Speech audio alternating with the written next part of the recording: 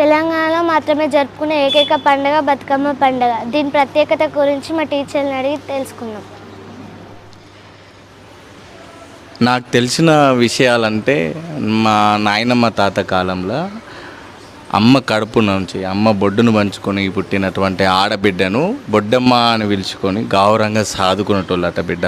అప్పుడు ఉన్నటువంటి దొరలు రజాకారులు ఎట్టి చాకిరి విధానం అంటే వెట్టికి పని చేయాలి. వాళ్ళ పొలం పనులు అన్నీ కూడా ఎటువంటి కూలీ లేకుండా పని చేసేటోళ్ళు అనమాట. ఎట్టి చాకిరికి చిన్న పెద్ద ముసలి చివరికి పచ్చి బాలింతలను కూడా తీసుకెళ్ళేటోళ్ళు.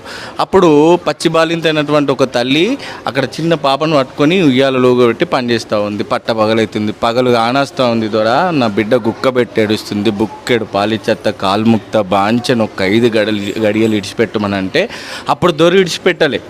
దొరి ఇడిచిపెట్టక నువ్వు వాడికి పనికోతే నువ్వు పాలియవోతే పనోడు చేస్తాడే అని చివాట్లు